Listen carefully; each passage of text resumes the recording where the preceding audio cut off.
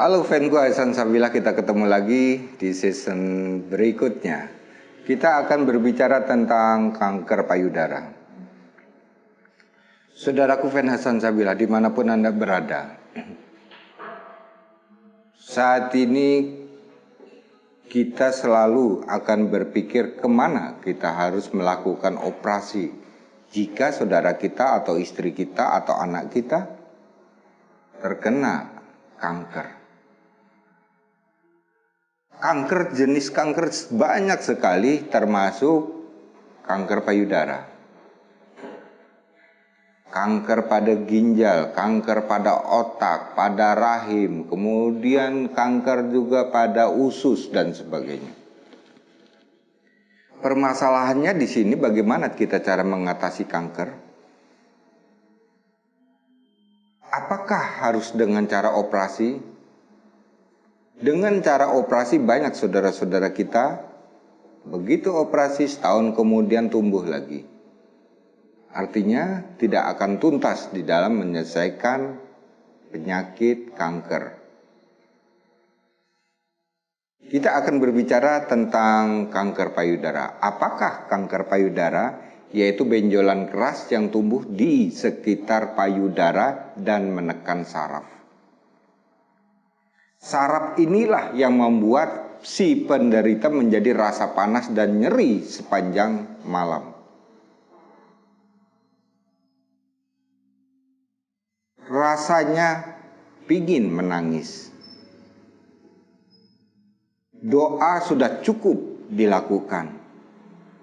Ternyata saat penyakit satu ini tidak cukup dengan doa saja.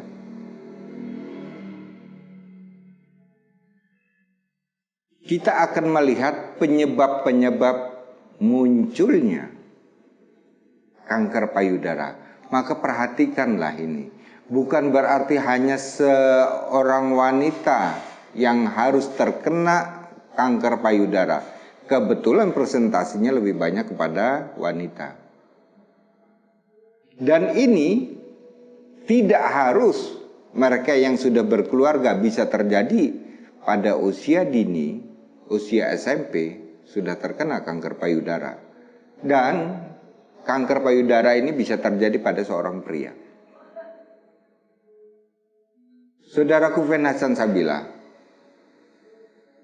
kita akan mengenal tentang jenis-jenis kanker payudara. Jika perkembangan kanker, pembengkakan pada payudara itu keras dan perkembangannya cepat besar, itu disebut kanker. Akan tetapi jika benjolannya itu lama berkembangnya dan keras, itu disebut tumor.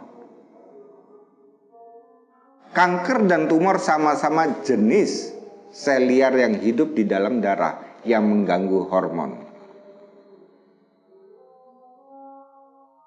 Sekarang yang akan kita bicarakan bagaimana bisa tumbuh di dalam tubuh manusia, terutama pada wanita.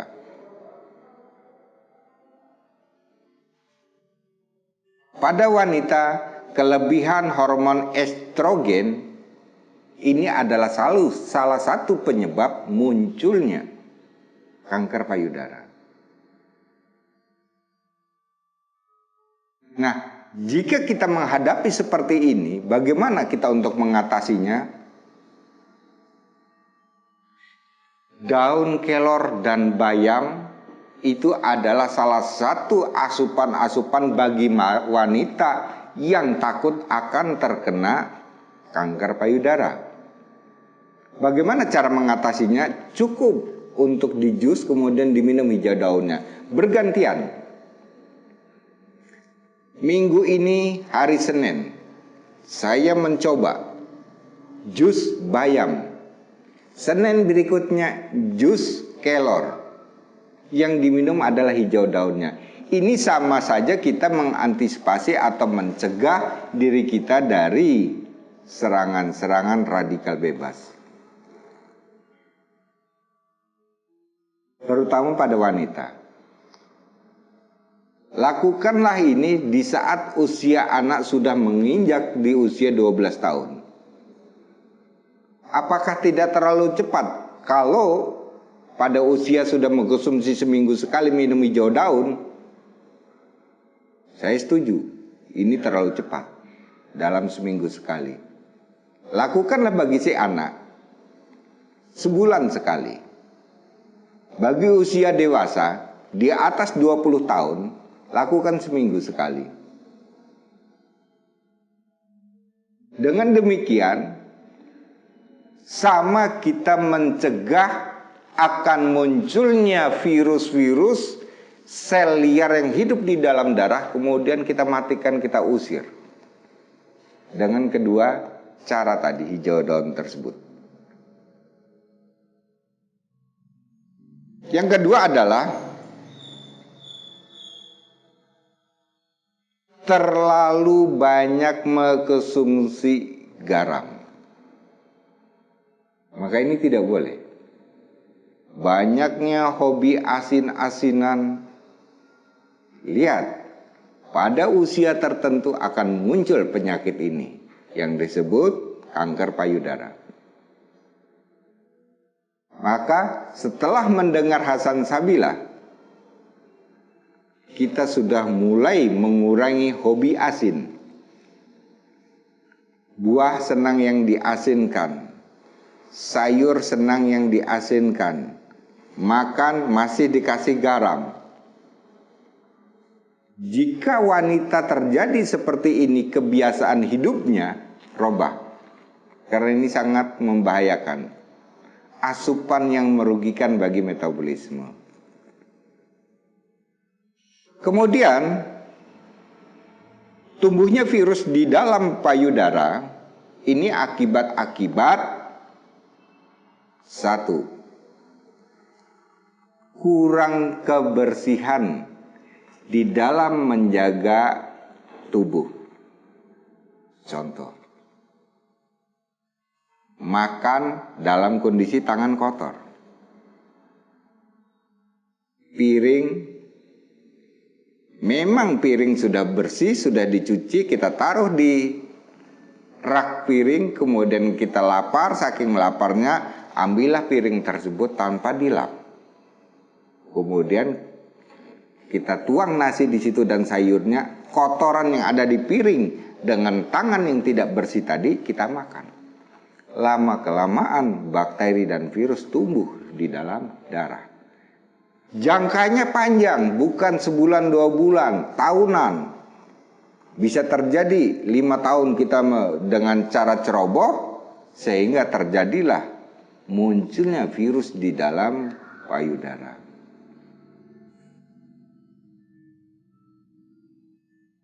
Kemudian selanjutnya bagi wanita, kebiasaan merokok ini mendukung. Cepat sekali dia akan memproses kerusakan hormon pada wanita. Kalau sudah kerusakan hormon, maka muncullah yang disebut penyakit sel liar di dalam payudara, atau dikenal dengan pertumbuhan sel kanker. Hindarilah itu. Kemudian, pewarna makanan dan pengawet, kebiasaan kita makan snack, nyemil di saat kita belajar, di saat kita bekerja, sekali menghadapi snack dalam satu toples habis. Padahal di situ sudah ada pengawet, di situ ada penyedap rasa.